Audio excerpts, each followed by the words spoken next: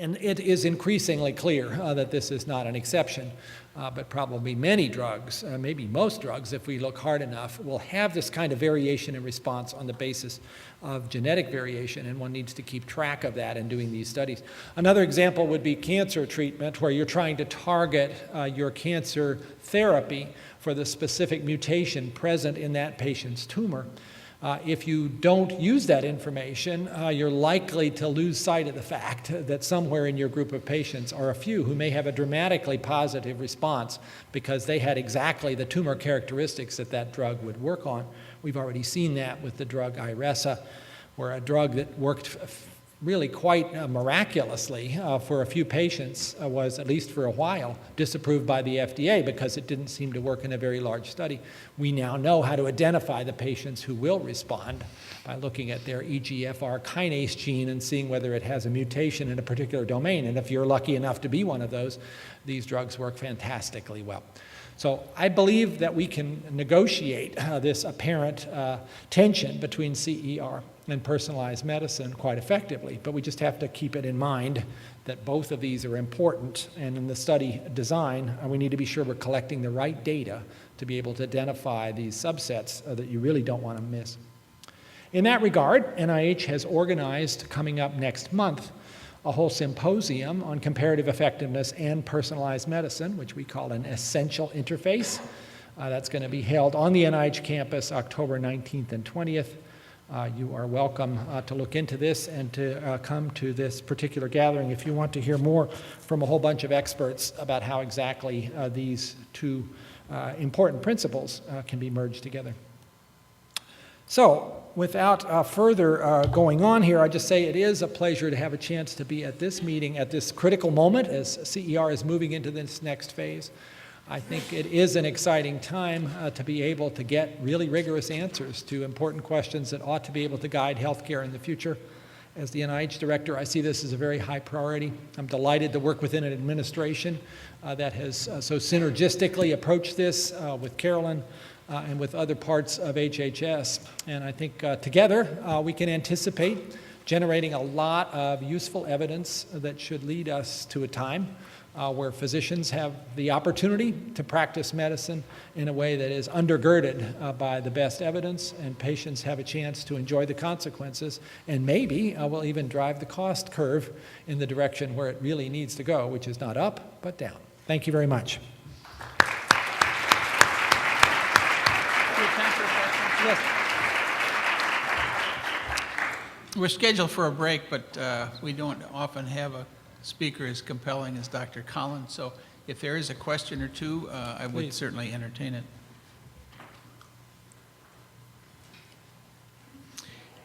There's somebody in the back. Please identify yourself too, if you would, please. Yeah, hi, Dr. Collins. I'm Sean Tunis from the Center for Medical Technology Policy. I appreciated your going over these great historical contributions NIH has made in this field for many years under different names. I'm just wondering if you could talk about any thoughts you might have on sort of where the gaps and the opportunities are for improvement in terms of the CER enterprise, that are available to the NIH. In other words, what has the NIH not done so well over the past few years that might be a focus of attention going forward? That's a good question, and I think Richard and Mike and I have been looking at our own landscape a bit in that regard. I think we do have to, at times, recognize that there may be questions that are not amenable to the most squeaky clean kind of CER study. So one of the questions that came up for Carolyn is a good example that being able to do studies where the participants have just one condition without any other confounding factors might be academically elegant, but it may not be as relevant to the real world, and we need to pay attention to that. A second conclusion, I think, is that we have been pretty poor, for the most part, at dissemination and at actually then funding studies to look at implementation of conclusions. I mentioned the Katie study for schizophrenia, which should have, after all, saved a lot of money because it pointed to less expensive antipsychotics as being just as good as very expensive newer ones, and yet it had relatively little, if any, impact on prescribing practices for reasons that you can imagine, but we didn't really take much of an effort to try to understand that step, the sort of the T4, I guess. So we are, I think, aware of the limitations that have vexed our contributions here, that maybe they have been a little bit more ivory tower than they need to be in the current era, and that's where I think a big part of the next focus will be, is how do we get real? Is there one more question? Mm-hmm.